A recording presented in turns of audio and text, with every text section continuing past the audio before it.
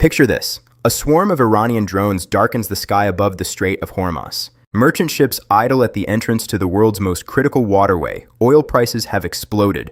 And somewhere above the smoke and chaos, a fighter jet is doing something extraordinary, the F-15E Strike Eagle. Right now, it's at the center of Operation Epic Fury, America's campaign to dismantle Iran's war machine.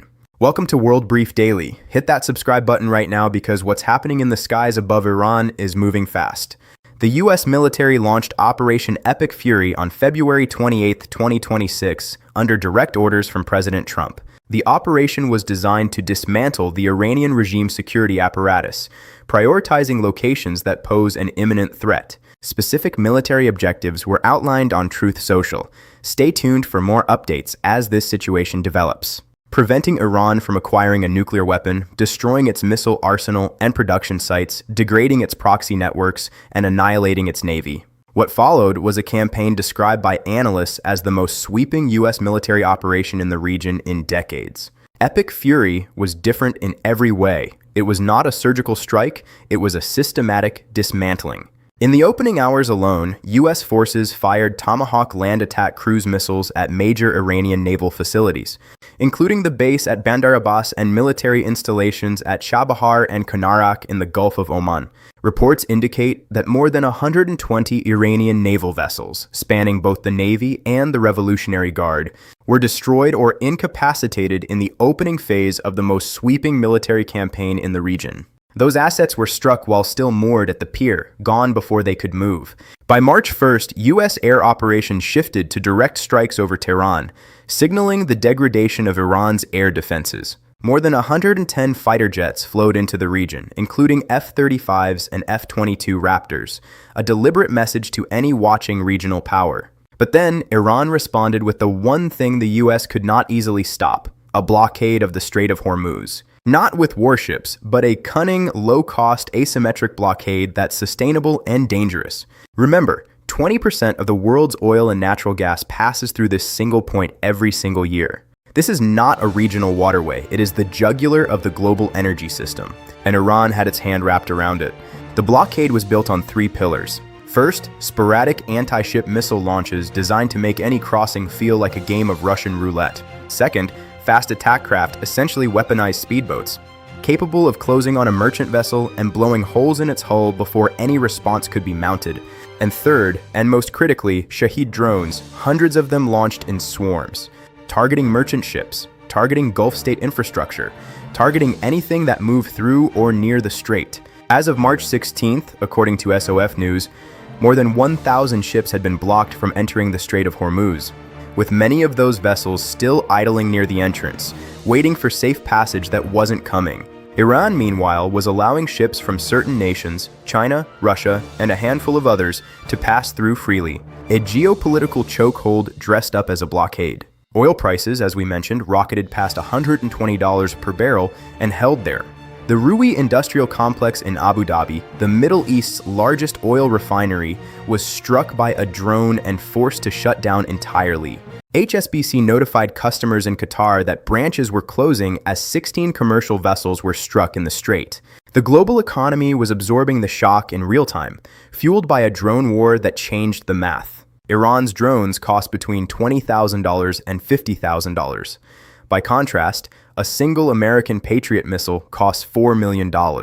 Using a $4 million missile to down a $20,000 drone is not a sustainable equation for a long campaign. Iran knew it. Before the war, they had the capacity to build 10,000 drones per month.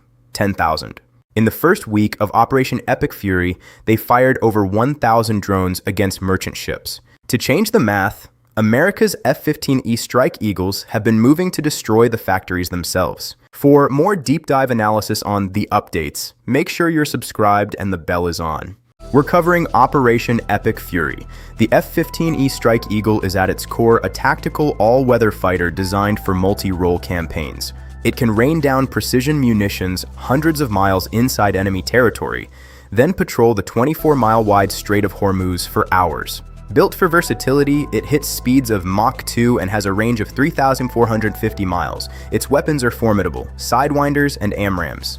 We also have GBU-54 precision bombs for ground strikes, plus an internally mounted 20mm cannon for shredding drones in midair. It is a triple threat, and in this conflict, the Strike Eagle has been unleashed at its absolute full capability.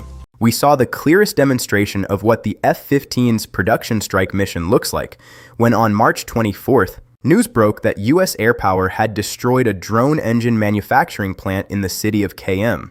This was not a symbolic target. The COM facility built the turbojet engines used in Iran's Shahed drones, along with a range of other aviation components. It was a critical note in the Islamic Revolutionary Guard Corps' ability to maintain its swarm strategy over the Strait of Hormuz. Military provided the before and after imagery. Satellite pictures taken on March 6th showed the plant still intact and fully operational. Fast forward to the date of reporting and the facility was a crater obliterated. A likely F-15 strike reduced a key pillar of Iran's drone supply chain to rubble in a single sortie. And this is the strategy. The Al-Azhar Center for Studies has pointed out that it is not just the drones themselves that the F-15 can target. It excels at destroying the means of production. And it can then redeploy to the Strait to intercept the remaining drones in Iran's dwindling stockpile.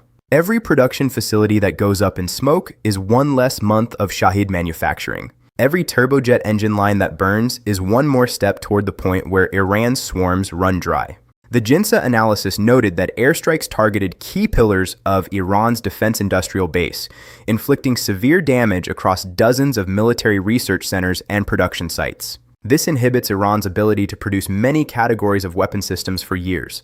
Years, not months, years. Its naval fleet is gutted, and its drone manufacturing infrastructure is being systematically shattered strike by strike, facility by facility.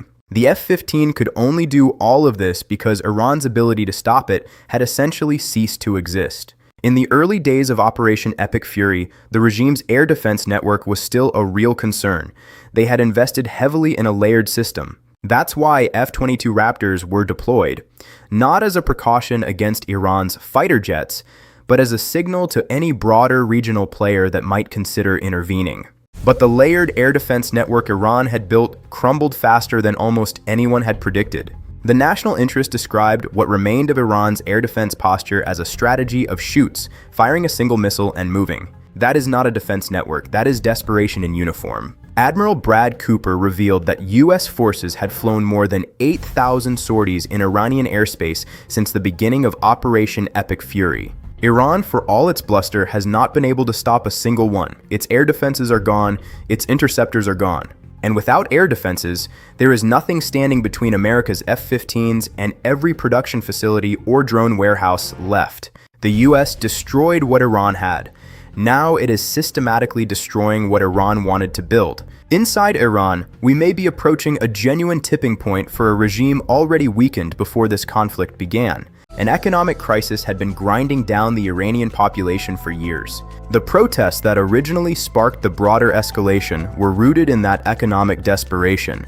And now, with the military infrastructure of the regime being demolished from the air, with command and control networks burning with production facilities that kept the IRGC funded and armed being reduced to rubble, the question being asked in analytical circles is not whether Iran's people will rise, it is when.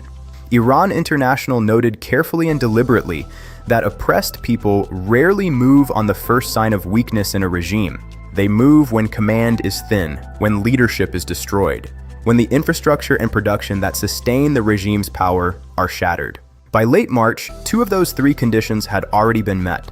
And with F-15s continuing to fly sorties over Iranian production sites, the 3rd condition was being built towards strike by strike. Quiet streets in Tehran are not a sign of submission. They may simply be the quiet before a storm that the regime itself cannot stop. And the regime knows it. Iran's Foreign Minister Abbasi has reportedly signaled that his country is ready to negotiate, and that he has received permission from the supreme leader to, as reports phrased it, close the issue quickly. How serious those overtures are, especially given that any deal would require concessions over the Strait of Hormuz, remains to be seen. The gap between what the US is demanding and what Iran's hardliners are willing to concede still appears enormous. On March 22nd, President Trump issued a 48-hour 8-hour ultimatum: cease attacks in the Strait of Hormuz or face strikes on energy infrastructure. A 5-day window for discussion was opened, but Iran doubled down, threatening retaliatory strikes and renewing vows to keep the strait closed. Admiral Cooper noted the regime's desperation, citing over 300 deliberate attacks on civilian targets in just 2 weeks. Then came the lie. Iranian state media began circulating reports that its air defenses had shot down a US F-15. This was a clear message of psychological warfare, attempting to show strength even in the midst of collapse. But the message was obvious. This is a cornered regime, and the fight for control of the strait is far from over.